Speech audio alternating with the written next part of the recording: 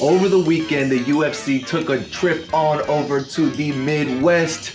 You can find me in St. Louis, you know the rest. And it was a pretty dope show. You had Joaquin Buckley in the co-main event, getting the win, taking things a little too far on the mic, referring to Conor McGregor as a harlot, but not in those words.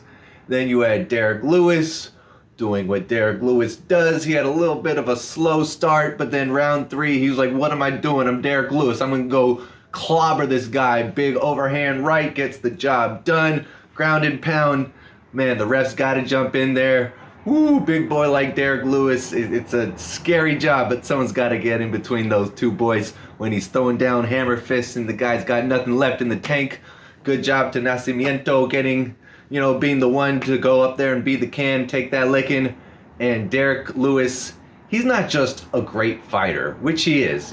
People say he doesn't have the grappling. The guy's pretty fairly well-rounded. He's not the sharpest knife in the drawer, but the guy can fight. He's been in the top 10, top 5. He's fought for the belt.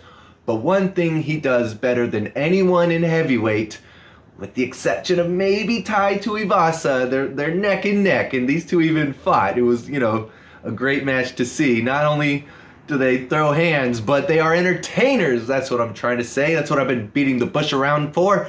These guys can entertain. Derek Lewis does it like no one else. The belly on the ground with the tongue out, the whole Black Beast routine that he does at the end of the fight after a knockout, the taking off the shorts.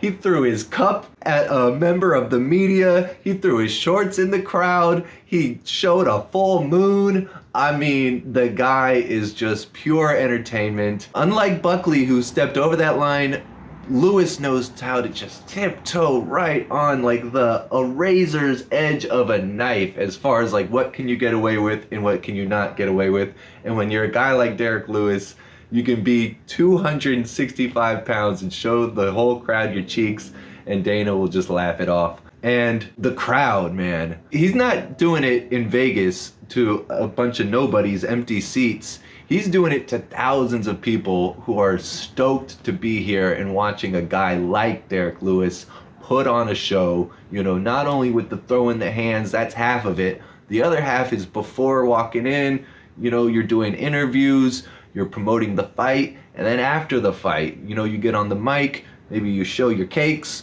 whatever you're doing, you're making the people feel good about spending their money, making them want to come back. And the week before, we had WWE in France, and they don't go to France a lot. Last year, they did a UK tour, and they did a show in Paris, but they didn't go to Lyon. So, just by that, you got more than one city in Paris. And it's not like in the United States where they hit every major city, maybe even once or twice, 3 times. They got 200 shows that they're doing constantly around the clock. They don't go to Europe all the time. So the French crowd really appreciated WWE going across the pond, putting on a good show, and they made Backlash, which normally feels like a B-list pay-per-view, or now they call them live events, premiere, a live event. It's B-list, compared to WrestleMania, obviously, which is the biggest one of the year, but the French crowd make it feel like it's on par. You had Cody Rhodes show up to both. You had titles on the line all across, the men's and the ladies. And it was good, exciting matches with top-tier talent. And the crowd went nuts. So both shows are just about equal from an entertainment value standpoint. And then we got the UFC, who was in Brazil that same weekend. And man, when they go to Brazil, they stack the deck. Like, it's an unwritten rule that if you are not Brazilian and you're fighting in Brazil against a Brazilian, you're basically how I mentioned Nascimento, who actually is a Brazilian in the United States. Let's not cross the wires too much.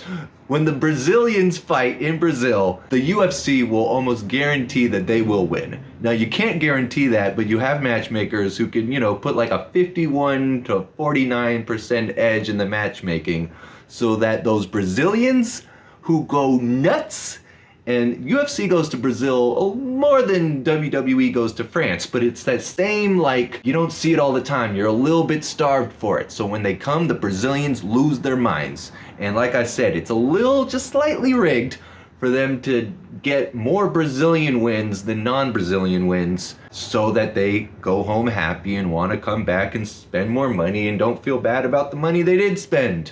That's good business. So, we got 3 crowds who have been starved.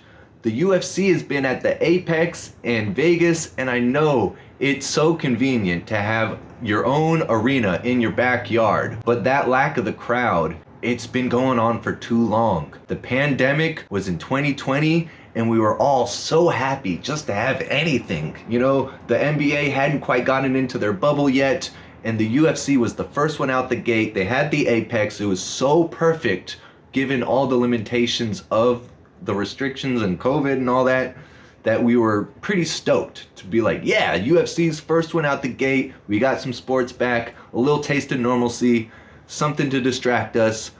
But the bubble has burst, man. The NBA is putting on live shows. The MLB is putting on live shows. The UFC, who was the first one to put on live shows, is the last one to get the crowds back involved. So it seems they learned their lesson. Dana said they're gonna do more crowds with the stadiums, and I know there's like some scheduling issues. You can't just say, hey, I want the blah blah blah stadium tomorrow. Yeah, I'm trying to sell 50,000 tickets. Do that for me. No, it doesn't work like that. You gotta schedule these things like years, sometimes 2 years, way out in advance. So let's hope that it's, you know, been booked already, and that these stadium arena shows are already in the pipeline, and that they're not just now getting on the phone so that they can have a show a year from now.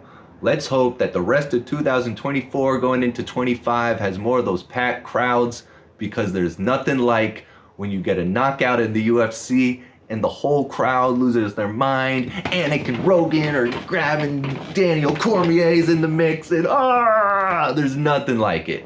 So here's to more crowds. I'm glad to hear the news that Dana wants to do more shows, that he promised more shows all over the world, because the UFC's been just like propping up and propagating like mushrooms on a cloudy day. I've been your boy Diesel Time. That's been my dummy take. Let's hear it for more live crowds at the UFC. Where do you want to see UFC go to? Let me know in the comments down below. Where do you live? Do you want them to come to your hometown? Let me know. Peace.